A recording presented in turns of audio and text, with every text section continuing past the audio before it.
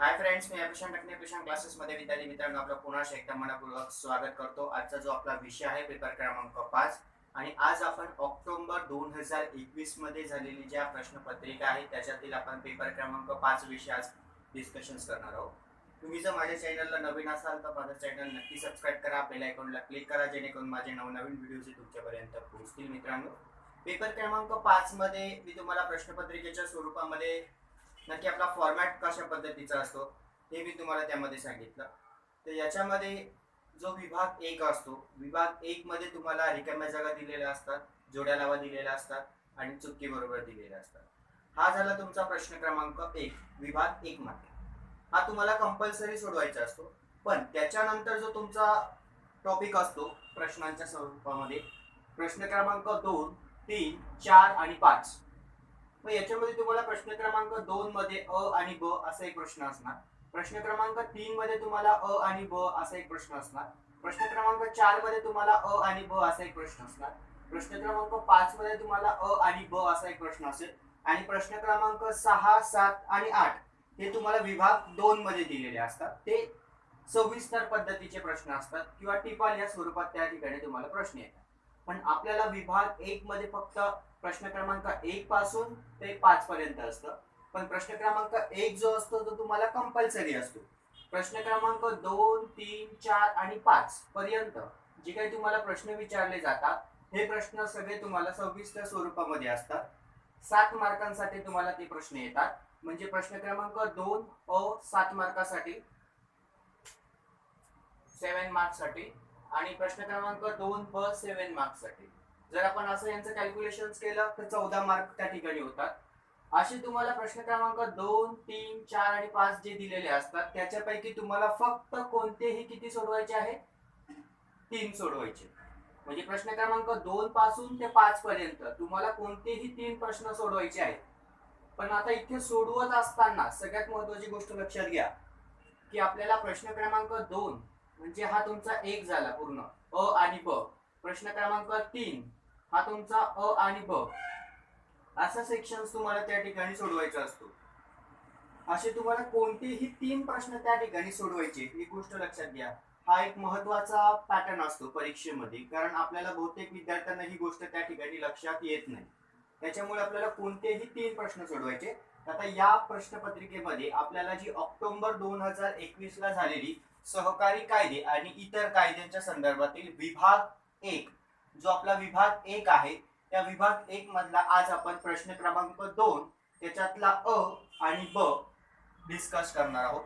तर प्रश्नांचं जे स्वरूप आहे अतिशय सोपं आहे, काही घाबरण्याची गरज नाही। साध्या आणि सोप्या भाषेमध्ये सांगतोय, फक्त कन्सेप्ट समजून घ्या। पुस्तक वाचण्याची सुद्धा तुम्हाला या ठिकाणी गरज भासणार नाही। बघा, प्रश्न क्रमांक जो काही तुमचा 2 असणार आहे त्याच्यामधला अ जो क्वेश्चन होता, महाराष्ट्र सहकारी संस्था अधिनियमन 1960 नुसार सहकारी संस्थांची नोंदणीविषयी माहिती किंवा तरतुदी स्पष्ट करा, असा एक तुम्हाला प्रश्न आलेला होता ऑक्टोबर 2021 च्या परीक्षेला। जो काही तुमचा पेपर क्रमांक असणार आहे 5 मध्ये प्रश्न क्रमांक 2 अ मध्ये। मग आता इथे आपल्याला नक्की काय लिहायचं आहे? तर महाराष्ट्र जे काही सहकारी ज्या संस्था आहेत त्या सहकारी संस्थांची जर आपल्याला नोंदणी करायची असेल आणि ह्या नोंदणीसाठीची तरतूद काय आहे, म्हणजे अटी काय दिलेल्या आहेत, नोंदणीची प्रक्रिया कशा पद्धतीने त्या ठिकाणी पार पाडली जाते, या स्वरूपाचं उत्तर आपल्याला या ठिकाणी लिहायचं। आणि जे प्रश्नाचा जो मार्किंग असणार आहे हा 7 मार्कांसाठी आहे। किती? 7 मार्कांसाठी। त्याच्यामुळे उत्तर लिहितानाही सुद्धा आपल्याला कमी वेळामध्ये महत्त्वाचे पॉइंट त्याच्यामध्ये आले पाहिजे, हा एक महत्त्वाचा मुद्दा आहे। नाहीतर तुम्ही म्हणता 7 मार्काला विचारलंय आम्ही 2 पेजेस लिहू का, 3 पेजेस लिहू का, कशाला? त्यांनी आपल्याला काय विचारलंय? संस्थांच्या नोंदणीविषयी माहिती द्या ना। मग नोंदणीच्या अटी काय असतील, तरतुदी काय असेल, त्याची प्रक्रिया काय असेल ती तुम्ही त्या ठिकाणी थोडक्यात स्पष्ट करा। पण बेसिक मध्ये सगळे पॉइंट त्याच्यामध्ये आले पाहिजे तुमचे।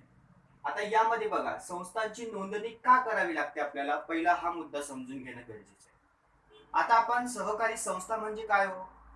2 किंवा अधिक व्यक्ती एकत्रित येऊन आपल्या समान उद्दिष्ट व ध्येय साध्य करण्यासाठी ज्या संघटना स्थापन करतात त्याला आपण काय म्हणतो? सहकारी संस्था। आता सहकारी संस्थांमध्ये तुम्हाला खूप सारे प्रकार दिसतील। सहकारी बँका आहेत, कारखाने आहेत, दुग्ध उत्पादन संस्था आहेत, कृषी उत्पन्न समित्या आहेत, खूप साऱ्या सहकारी संस्था आहेत. चर्म उद्योगांच्या काही सहकारी संस्था असणार आहे, लघु उद्योगासंदर्भातील सहकारी संस्था असणार आहे. मग ह्या सहकारी संस्थांची ज्यावेळेस तुम्ही निर्मिती करतात किंवा संघटना स्थापन करतात किंवा संस्था स्थापन करतात, तर त्या संस्थेचं तुम्हाला नोंदणी करणं बंधनकारक असतं. महाराष्ट्र जे काही आपलं अधिनियमन 1960च्या कायद्यानुसार आपल्याला सहकारी संस्थांची नोंदणी करणं आवश्यक असतं. मग नोंदणी करत असताना आपल्याला काही महत्वाची तरतूद असते, म्हणजे प्रक्रिया असणार आहे, आणि तीच प्रक्रिया आपल्याला या ठिकाणी स्पष्ट करायची आहे. त्याच्यामुळे इथे जास्त घाबरून जायचं कारण नाहीये की बाबा प्रश्न विचारलाय, नोंदणी विषयी माहिती लिहा. मग त्याचे काय लिहायचं सर, आम्ही तर वाचलं होतं पण परीक्षेला आम्हाला आठवत नाही. फक्त दोन गोष्टी यामध्ये लक्षात घ्या की तुम्ही एखादी संस्था स्थापन केली आहे, संस्था स्थापन केल्यावरती तुमच्या संस्थेचा कारभार व्यवस्थित चालू आहे, पण तुमची संस्था अजून नोंदणीकृत नाहीये. मग आता आपल्याला काय करावं लागेल, नोंदणी करावी लागेल. मग नोंदणी करत असताना त्याच्या आधी तुम्हाला तुमचे जे काही सभासद वर्ग असतील, आता एकूण आपल्याला संस्थांची नोंदणी करायची असेल तर कमीत कमी 10 सभासद तरी आपल्याकडे आवश्यक असणार आहे. मग तुम्ही त्या संस्था स्थापन केली, मग संस्था स्थापन केल्यावरती जे आपले 10 जे सभासद असणार आहे, ह्या 10 सभासदांची तुम्हाला मीटिंग घ्यावी लागेल, सभा आयोजित करावी लागेल. सभेमध्ये तुमचा महत्वाचा विषय काय असणार आहे की आता आपल्या संस्थेची नोंदणी करणं गरजेचं आहे कायदेशीररित्या. मग त्या ठिकाणी प्रत्येक सभासद त्या ठिकाणी सहमत झाले. मग आपण जिल्ह्याच्या उपनिबंधकांकडे जाऊन अर्ज घेतो. अर्जामध्ये आपल्याला विशिष्ट पद्धतीची माहिती त्या ठिकाणी भरावी लागते, आणि अर्जामध्ये माहिती भरल्यावरती तो अर्ज आणि त्या अर्जासोबत आपल्याला काही योग्य ती कागदपत्र निबंधकांकडे सादर करावे लागतात. ज्यावेळेस आपण तो अर्ज सादर केल्यावरती जे संबंधित अधिकारी वर्ग जे आहेत ते त्या ठिकाणी आपल्या अर्जाची छाननी करतात, आणि अर्जाची छाननी केल्यावरती सगळी तपासणी केल्यावरती आपल्याला नोंदणी प्रमाणपत्र देतात. आणि नोंदणी प्रमाणपत्र दिल्यावरती आपल्याला आपली जी संस्था आहे ही कायदेशीररित्या नोंदणीकृत झाली आहे आणि तिला कायद्याची मान्यता आहे या ठिकाणी स्पष्ट होते. अशा पद्धतीची सहकारी ज्या संस्था असतात या संस्थांची नोंदणीची प्रक्रिया असते. थोडक्यात सांगितली. आता आपल्याला प्रश्नाच्या उत्तराच्या स्वरूपानुसार बघूया की बघा, सहकारी ज्या गृहनिर्माण ज्या संस्था असतील, कृषी उत्पन्न समित्या असतील, साखर कारखाने असेल, दुग्ध उत्पादन संस्था असेल, चर्म उद्योगातील संस्था असतील, हातमाग उद्योगातील संस्था असतील, अशा खूप साऱ्या सहकारी संस्था आहेत. मग या सहकारी संस्थांची नोंदणी करण्यासाठी आपल्याला काही वेगवेगळे कागदपत्र लागू शकतात. पण इथे आपल्याला त्यांनी काय विचारलंय, सहकारी संस्थांच्या नोंदणी करण्यासंदर्भात. आता याच्यातली थोडी बेसिक माहिती आहे, तेवढी जरी तुमच्या लक्षात राहिली तरी तुम्ही हा प्रश्नाचं उत्तर त्या ठिकाणी लिहू शकता. पार्ट अतिशय सोपा आहे, लक्ष द्या इकडे.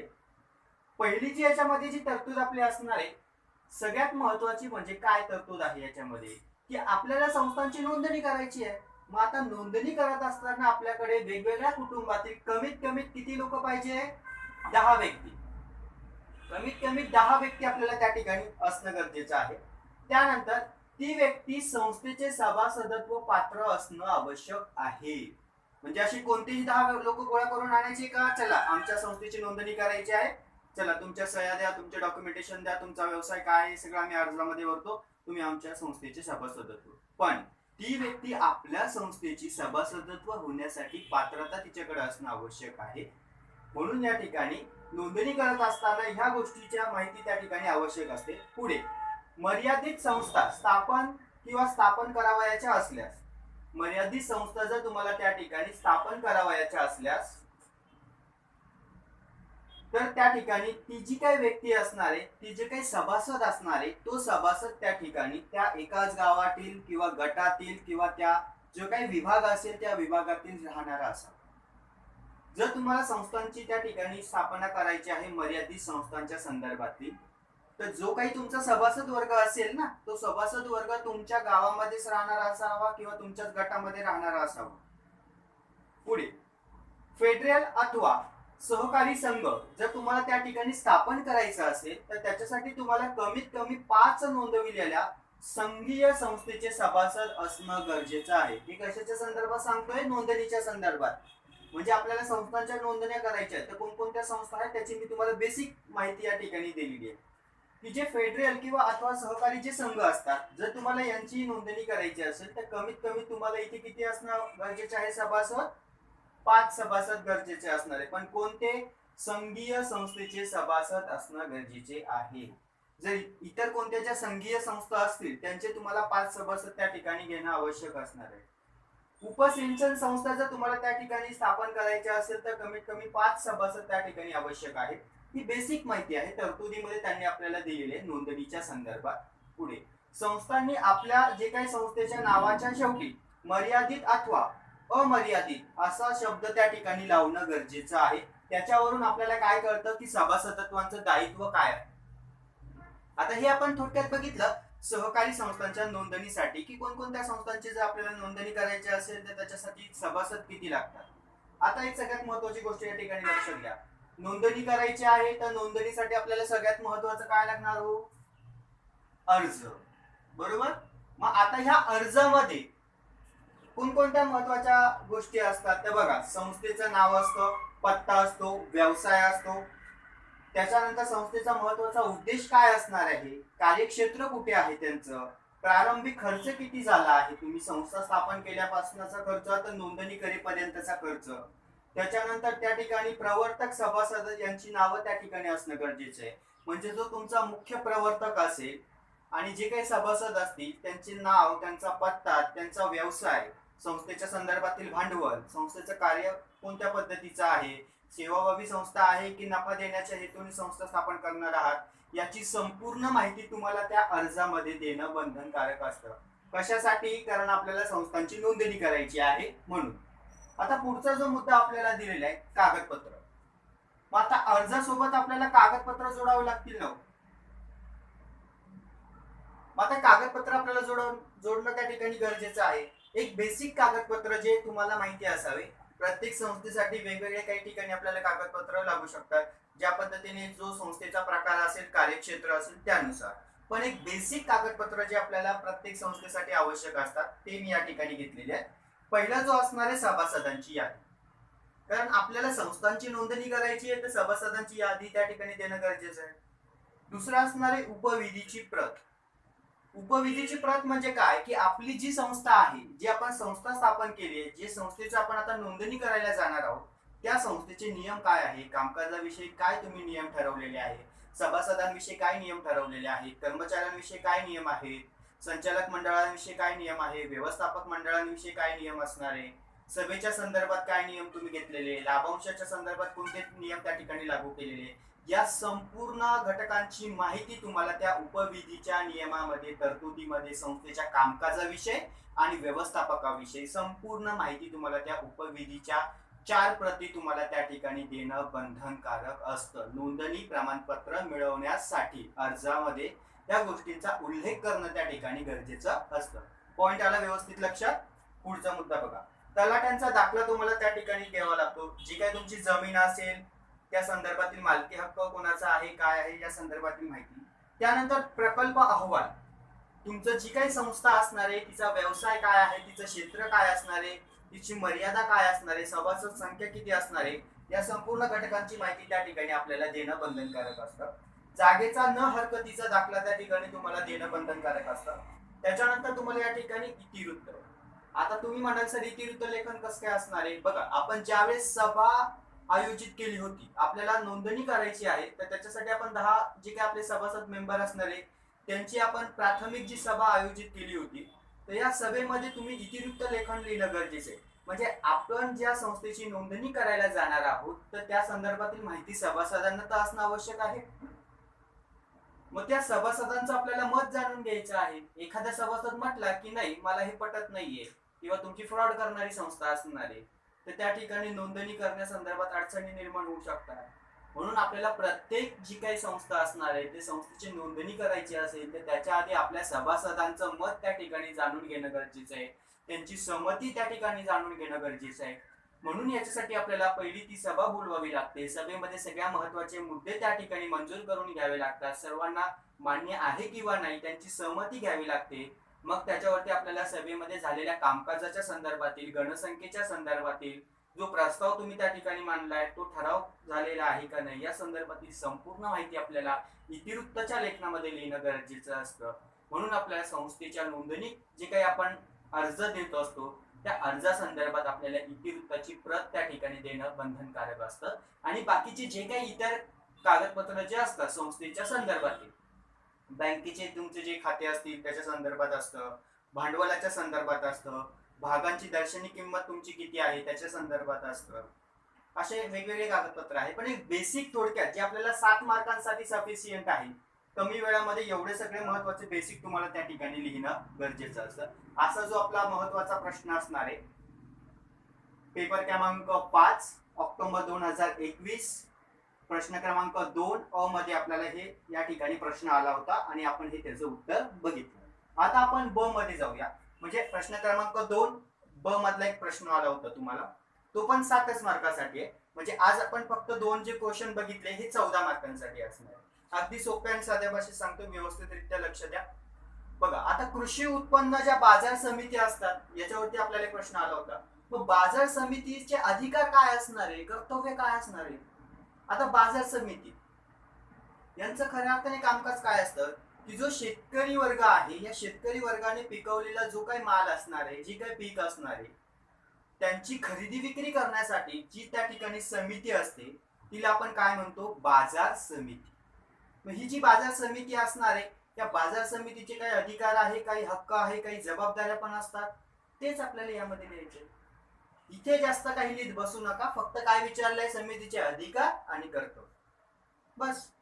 बाजार समिती संकल्पना काय आहे तेवढं लिहा, त्याच्यानंतर त्यांचे अधिकार लिहा किंवा कर्तव्य लिहा.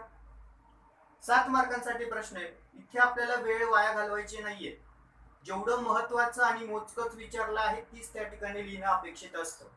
नाही तर अदरवाईज आपण यात टाइमपास करत बसतो. आम्हाला 15-20 कार्य येत आहे, 16-17 कार्य येत आहे, सगळं आम्ही लिहित बसतो. प्रश्नांचं मार्किंग बघा कितीला विचारले त्या हिशोबाने लिहिणं बंधनकारक असतं त्या ठिकाणी. आता यामध्ये आपल्याला काही कलम दिलेले असतात, कारण कायदा म्हटलं तर आपल्याला कलम त्या ठिकाणी येतातच. बघा, कृषी उत्पन्न बाजार समितीचे अधिकार आणि कर्तव्य जर आपल्याला स्पष्ट करायचे असतील तर सुरुवातीला कृषी उत्पन्न बाजार समितीची व्याख्या लिहा किंवा त्यांची माहिती त्या ठिकाणी थोडक्यात स्पष्ट करा की बाबा कृषी उत्पन्न समिती नक्की काय असते. तर पहिला जो त्यांचं जे कर्तव्य असणार आहे कलम 29 नुसार बाजार समितीचे जे वाहन नियम जे असतात त्याच्या संदर्भातील त्यांचं कर्तव्य असणार आहे. त्या ठिकाणी व्यवहारावर नियंत्रण ठेवणं हे सहकारी जी काही बाजार समिती असणार आहे तिचं हे महत्वाचं कर्तव्य असणार आहे की व्यवहारावरती त्या ठिकाणी नियंत्रण ठेवणं. कारण वेगवेगळे शेतमाल त्या ठिकाणी येतात विक्रीसाठी, खरेदी विक्रीसाठी, पण त्याच्यावर त्या व्यवहारावरती आपल्याला नियंत्रण ठेवणं गरजेचं आहे. त्यांचे जे काही दर असतील त्यावरती योग्य ते नियंत्रण ठेवणं गरजेचं आहे. शेतमाल विक्री, साठवणूक यावर विषयी संदर्भातील योग्य ते कार्य किंवा कार्यवाही त्या ठिकाणी करणं गरजेचं असणार आहे. हे एक त्यांचं सगळ्यात महत्वाचं कर्तव्य आहे. शेतमालामध्ये जी काही भेसळ होणार नाही याची दक्षता घेणं गरजेचं आहे. बऱ्याचदा आपले जे काही दलाल वगैरे असतात ते शेतमालामध्ये जे काही शेतकऱ्यांकडून माल घेतात त्याच्यामध्ये भेसळ करतात आणि बाहेर ब्लॅकने विकतात. या संदर्भात सुद्धा जी काही बाजार समिती असणार आहे या बाजार समितीने लक्ष ठेवणं गरजेचं असणार आहे. काही अधिकाऱ्यांची, काही प्रतिनिधींची त्या ठिकाणी नेमणूक करणं गरजेचं आहे की जेणेकरून त्या ठिकाणी भेसळ होणार नाही. पुढे बघा, शेतमालाच्या संकलनाची व्यवस्था करणं म्हणजे जो काही शेतातील जो माल येणार आहे विक्रीसाठी, खरेदी विक्रीसाठी, तर त्याच्यासाठी आपल्याला गोदामे जे असतात, वेअर हाऊसिंग जे असतात, कारण काही जो माल असतो तो नाशवंत असतो, तो लवकर खराब होणार असतो, त्याच्यामुळे त्याची सुद्धा व्यवस्थित त्या ठिकाणी दक्षता घेणं ही सुद्धा एक महत्वाचं कर्तव्य असणार आहे त्या समितीचं किंवा कमिटीचं. विपणनाशी संबंधित वाद सोडवणे. विपणनाशी म्हणजे काय, जे मार्केटिंगच्या संदर्भातले जे वाद असतात, खरेदी विक्रीच्या संदर्भातले जे काही वाद असतात, आडती आणि दलाली यांच्यामध्ये सुद्धा वाद होताना दिसतात. बऱ्याचदा आपल्या शेतकरी वर्गांना पुरेसा भाव मिळत नाही त्या दलालकी करणाऱ्या लोकांमुळे. त्याच्यामुळे आपला जो शेतकरी वर्गाला बाजारपेठेमध्ये योग्य ते स्थान उपलब्ध होताना आपल्याला दिसत नाही. बिचारा शेतकरी राबतोय, मेहनत करतोय, पीक घेतोय आणि आपल्या सर्वांची त्या ठिकाणी पोट तो भरत असतो आणि खऱ्या अर्थाने त्या शेतकरी वर्गाला योग्य तो त्या ठिकाणी भाव मिळत नाही. त्याच्यावर जे काही शेतमालामधील जो काही पीक असणार आहे त्याचं योग्य ते त्या ठिकाणी मार्केटिंग केलं जात नाही, त्याला योग्य भाव दिला जात नाही. म्हणून या ठिकाणी या संबंधीचे जे काही वाद असतात ते वाद सोडवण्यासाठी जी काही कृषी उत्पन्न बाजार समिती आहे तिचं हे सगळ्यात महत्वाचं कर्तव्य असणार आहे. पुढचा महत्वाचा जो आपला पॉइंट असणार आहे अधिकार आणि त्याचा जो कलम आहे 29 आणि 35. आता या ठिकाणी एक गोष्ट लक्षात घ्या की खरेदी विक्री वस्तूचा दर आकारणं किंवा त्या ठिकाणी फी आकारणं हे या बाजार समितीचा सगळ्यात महत्वाचा अधिकार असणार आहे. बघा आपण कधी जर बाजार समितीमध्ये जर गेलो तर त्या ठिकाणी आपल्याकडनं बघा वाहतुकीची जे काही साधनं असतात त्यांच्यावरती दर आकारले जातात किंवा जे काही आपले खरेदी विक्रीच्या संदर्भातील ज्या काही वस्तू असतात त्यांच्यावरती आपल्याकडे एक विशिष्ट रक्कम किंवा दर आकारले जातात किंवा पावती फाडली जाते बघा. तो हा जो पार्ट जो असतो हा त्यांचा सगळ्यात महत्वाचा त्या ठिकाणचा अधिकार असणार आहे. पुढचा शेतमाला विक्री संबंधीचे वजन मापे. आता वजनामध्ये सुद्धा आपल्याला मोठ्या प्रमाणावर भ्रष्टाचार अफरातफर होताना दिसते. मग ही रोखण्यासाठी हा एक त्यांचा महत्वाचा त्या ठिकाणी अधिकार असणार आहे. त्यांनी नेमून दिलेले जे प्रतिनिधी असतील तेच त्या ठिकाणी येऊन वजन मापे करतात, काटे व्यवस्थित आहे का नाही चेक करतात, जेणेकरून शेतकरी वर्गांची फसवणूक होणार नाही याची त्या ठिकाणी दक्षता घेतली जाते. म्हणून हे बाजार समितीचा सगळ्यात महत्वाचा अधिकार या ठिकाणी असणार आहे. कर्मचाऱ्यांची नियुक्ती करणं, कारण बाजार समिती मोठी असते, निश्चित आपल्याला त्या ठिकाणी प्रशिक्षित आणि कुशल आणि शिकलेले कर्मचारी त्या ठिकाणी आपल्याला नेमावे लागतात. त्याच्यानंतर कामकाज सुरळीत पार पाडण्याचा त्यांना त्या ठिकाणी महत्वाचा अधिकार असतो. बाजारावर नियंत्रण ठेवण्याचा अधिकार असतो आणि वाद मंडळ. आता जर आपण बाजार समिती बघितली तर बाजार समितीमध्ये खूप साऱ्या पिकं जे काही उत्पादन घेतलेले असतात त्यांची त्या ठिकाणी खरेदी विक्री होते. म्हणून प्रत्येकांचे त्या ठिकाणी विभाग हे वेगवेगळे असतात. फळांचा विभाग वेगळा असतो, धान्यांचा विभाग वेगळा असतो, भाजीपाल्यांचा विभाग वेगळा असतो. मग हे जे काही विभाग वेगवेगळे असतात त्यांचे वादही तितकेच असतात, समस्याही तितकेच असतात, त्यांचे प्रश्नही तितकेच असतात. मग हे सोडवण्यासाठी त्या ठिकाणी जी काही वाद मंडळ जे असतं, समिती असते त्यांची त्या ठिकाणी नेमणूक करण्याचा अधिकार त्यांना त्या ठिकाणी असतो. अडते दलाल यांच्यावरती नियंत्रण ठेवणं गरजेचं असतं आणि परवाना देणं किंवा नाकारणं म्हणजे जे आपले लायसन्स असतात. काही जे अडते असतात, दलाली करणारे जे लोक असतात यांना बाजार समितीकडनं लायसन्स दिले जाते, परवाने दिले जाते आणि यांच्यामध्ये जर त्यांनी काही भ्रष्टाचार केला किंवा अफरातफर होताना दिसलीच तर त्यांचे परवाने किंवा लायसन्स त्या ठिकाणी रद्द केले जातात. हा एक सगळ्यात महत्वाचा अधिकार असतो. आणि याच्यापैकी जर तुम्हाला आणखीन काही महत्वाचे अधिकार माहिती असतील तर तुम्ही या प्रश्नांमध्ये ते लिहू शकता.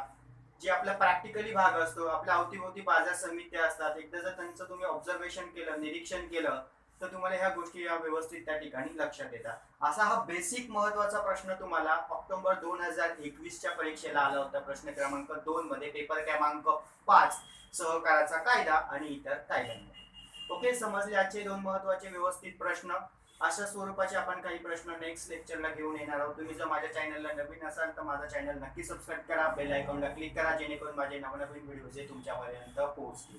आणि अभ्यास करताय ना विद्यार्थी मित्रांनो, कारण आता अभ्यास आपल्याला करायलाच पाहिजे, कारण आपल्याकडे जे काही परीक्षेचा जो कालावधी आहे या परीक्षेचा कालावधी आपल्याकडे खूप सारा कमी आहे. त्याच्यामुळे व्यवस्थितरित्या अभ्यास करा, प्रॅक्टिस चालू ठेवा, निश्चित तुम्हाला त्याचा फायदा होणार आहे. धन्यवाद.